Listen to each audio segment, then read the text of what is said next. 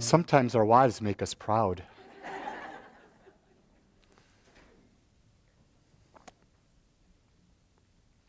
Let's go to the lyrics of the song. Mother, Father, God, there's a healing going on. So we're not talking about someone's mother, we're not talking about someone's father, and we're not talking about a being outside of ourselves. Let's break that down and understand what's being said. We're talking about a mother. We're talking what? The feeling nature of each and every person. When we go and we've got the father, we talk about what? The intellectual aspect of every person.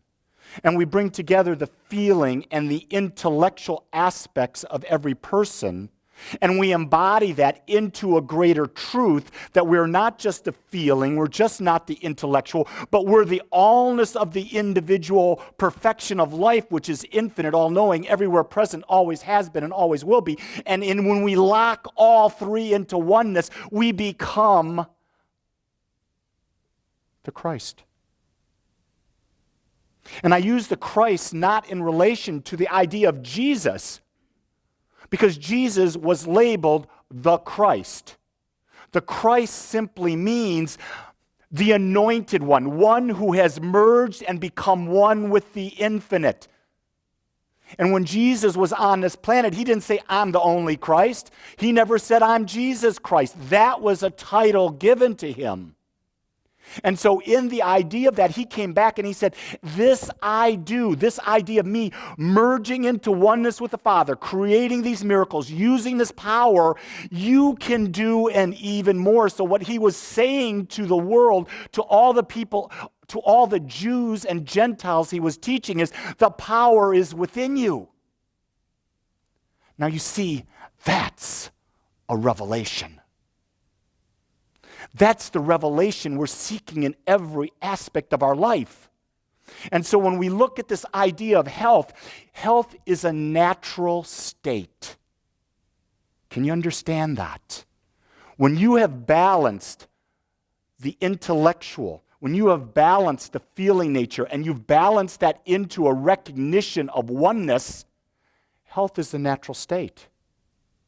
But over time in our human bodies, as we keep having our mind intellectualize things, and we intellectualize them more and more and more, we what? We separate. The men tend to hide the feeling nature. The women tend to be more into the feeling nature. Or now some women are more into the intellectual and less into the feeling. And some men are more into the feeling and less into the intellectual. And so there's a misbalance right there within the human aspect of us. And then because we're living in the material world, we lose connection with that is all. And you see, everything around us is pointing that there's separation. Did you see the clip from the John Daly show of the 15-year-old girl who the Taliban put a gun and shot her in the head, and she survived? And when he was interviewing her, he asked her the question, if the Taliban came to you again, what would you talk to them? What would you say to them? And she said something like this. She said, I would teach them that when you educate the women, everyone gets better. I would teach them that I'm not promoting education just for my people, but I'm promoting education for your daughters as well. Because if everyone is educated, then we can come together in peace and love. And then she said to John, she would say to the terrorist, if now you want to shoot me, go ahead. Incredible that this woman at the age of 15 understood there is no separation. There is an illusion of separation that surrounds us all the time. So we've got to come out to have a healing. We've got to come out and say there's separation. We've got to go, we can't be against it, but we've got to be for inclusivity. Does that make sense? So I'm not celebrating the differences of everybody. I'm celebrating the God in everybody. Does that make sense? You see, when I focus my energy into that which I want, that's got to come back. That's the law of attraction working. But it's got to be working in a different way. You see, at the center of all of our being, and this is why we slow down and we meditate, because at the center of our being, there's an inner knowing that we are one with God. Everyone knows that at times. And then we lose it and we forget again. It's almost like Groundhog Day, where 1 minute you know, and the next minute, everything's happening out here, everything's happening out here. And then you finally realize, wait a second, I can change my Groundhog Day. I have the power within me. I don't have to have a body that is not serving me in all of its perfection. Because we're talking about health. And health is something so valuable to us because it is through this temple that we have given ourselves by coming forth into this planet that we can shift it and shape it and make it and mold it into all of these magnificent bodies. Every body is different. Everybody's body is perfect, just as it is. And you see, to get into a healthy state, it's about accepting the body right now. This is my body. This is my temple. This is what's been created. Now, if at that point we have an idea that we would like to shift and shape it to have a different experience, we must what? First, we embrace that we have the power. The power is the divine. And see, this is where most people go wrong. They think that the power is the person. Do you ever go to a gym? Do you ever go in? How many people have hired a personal trainer for months? I know I paid for a personal trainer for Jean for like 6 months, figuring the personal trainer was going to save her body. And guess what? I thought the power was in me, and I thought the power was in the personal trainer. The power was always with Jean, and I had no business being involved. You see, it's only when the person, the individual, takes their image of themselves, they accept where they are, they see that image and they say, oh, I think I would like to have more energy so that I can run 3 miles. And then they can shift and see that image shape. Then they start forming their thoughts around that image. You see, you're building a vibration around the image. You create the image, and now you're feeding thoughts, and the thoughts that you have are all around it. So you're feeding on it, right? See how the law of attraction is working? The more you're feeding the thoughts around that image you've created, it keeps happening. Now your thoughts are there. And so what are you feeding it next? You're feeding it words. So all of your talk is about the new image. It's not about the old image. It's about the new image. You're not telling your old story anymore. You're telling the new story, right? So now you're building what? All of this energy around this new image, correct? So now what do? Now you start taking actions in alignment. Oh, I think I'm going to cut out sodas. I'm going to drink more water. You start adding that in because that's a belief of yours. Then you start saying, instead of eating 1 meal a day, I think I'll eat 4 meals a day. So I'll spread my eating around. I think maybe I'll add some vegetables. You spread that around, whatever it is for you. So your actions, your words, and your thoughts are all in alignment. And then you realize that it's not you that's going to do the changing it. It's not the human you. It's the divine you. And what you do is you surrender to the higher you and realize that this power that's going to make this change in your life is with you and will listen to your every thought, every word, and every action. And as you get to where it becomes the predominant tendency of all that you do, then that predominant tendency must birth itself in the form of your body. Think about this. With the exception of a couple bones, science has proven that every organ, tissue, part of our being is replaced at least once a year. So the person that's sitting here right now, as you, as me, is not the same body that would have been here a year ago. It's a completely different body. So what is generating that? This. The mental image that we have of ourselves. So if we complain about our body, we say, I got this roll right here, I can't get rid of it, yada, yada, yada. What's the mind hearing? Oh, he likes that roll, let's keep more of it there. It's fascinating because the mind doesn't hear the negative. The mind just hears that. So when we focus on something, it takes that focus and creates and creates and creates it over and over and over again. So complaining is what? It's an affirmation of what you don't want, but the mind, your subconscious mind hears it as that's what you want more of. So it gives it to you because it's a predominant what? Thought pattern. When we have the revelation that this power exists within us at such a deep level, we will immediately stop the complaining. Here's another thing we'll do. We'll stop belittling ourselves by comparing ourselves to others. This is the thing that takes us down all the time. I wish I had his body. Or maybe, oh wait, I like that guy's body. He can lift more weight. The second you go out, what are you sending a message about yourself? You're not good enough as you are. You have to become something more for me to accept me. So to accept yourself, you're saying, I've got to become more. I'm not worthy enough. What are you saying then? Can you be one with the infinite at that point? Well, no, the infinite's not going to compare itself to anything. It can't.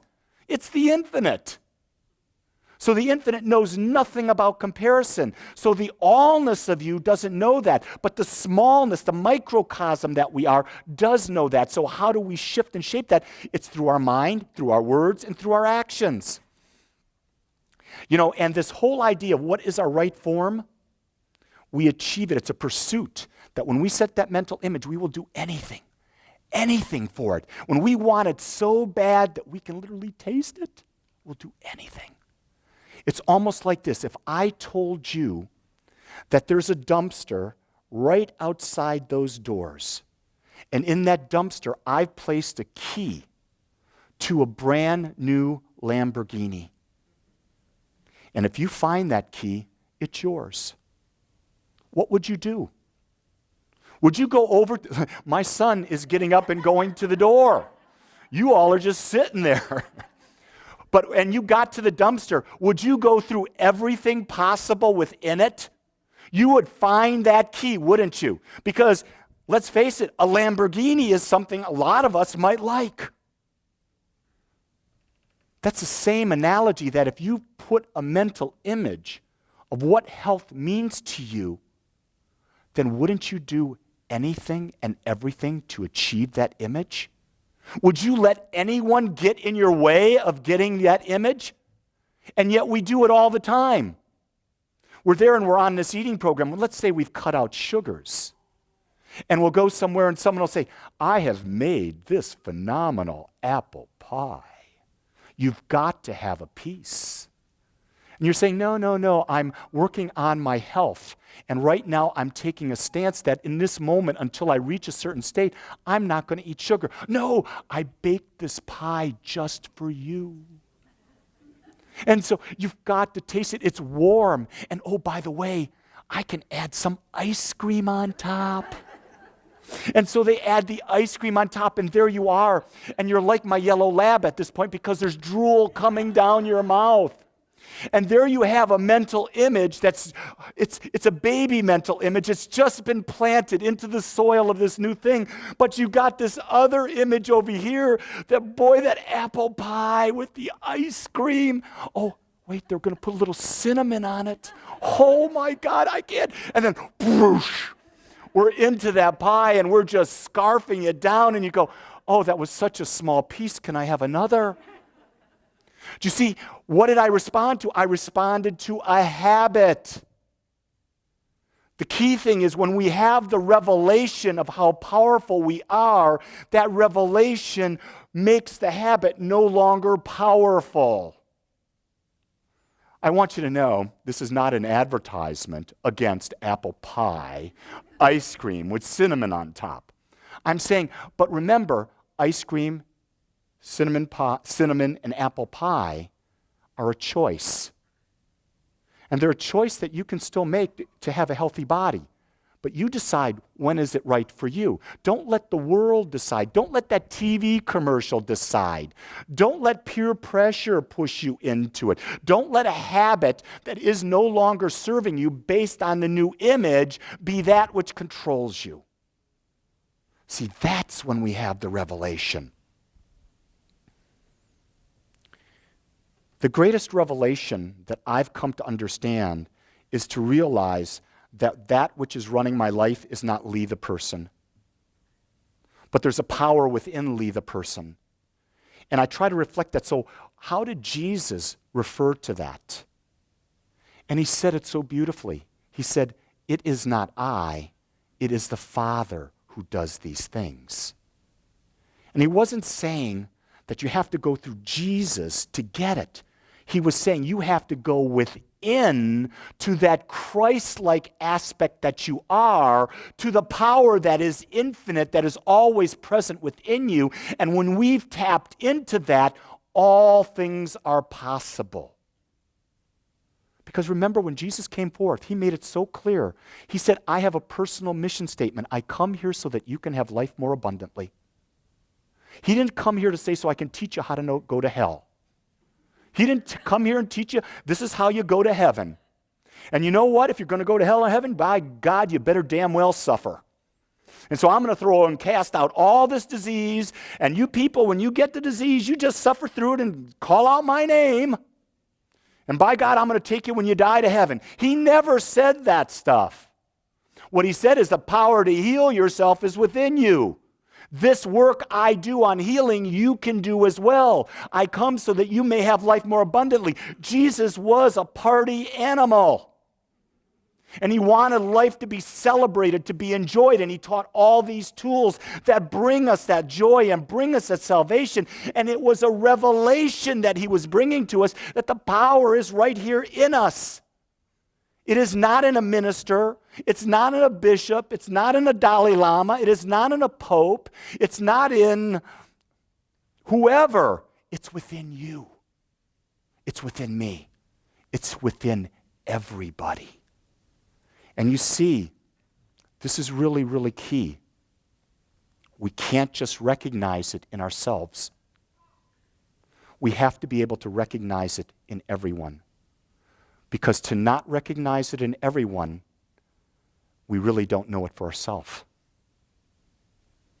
One of the greatest lessons I got as I was training, and I'm going to go back a long time ago when I first started into the New Thought movement. It would probably been 1998.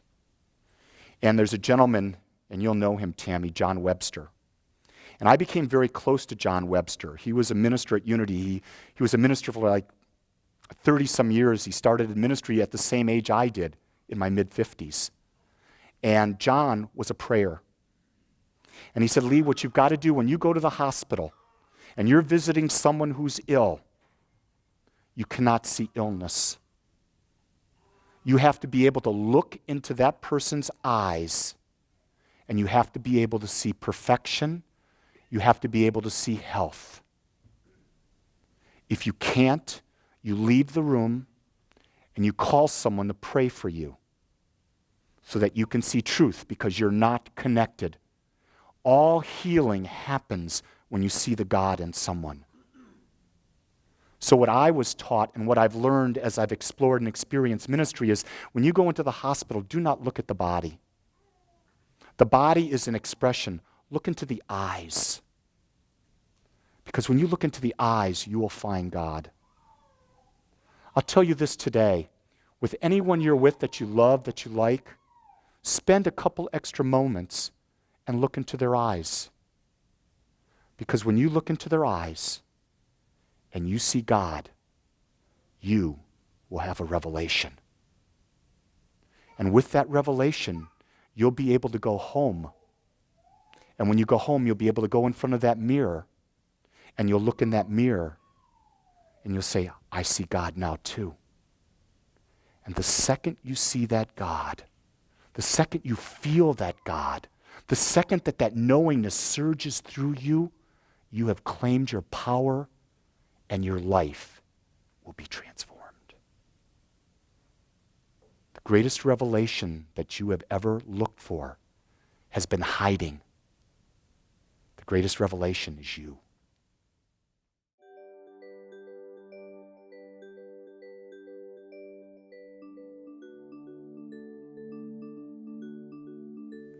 I want to thank you for joining us today.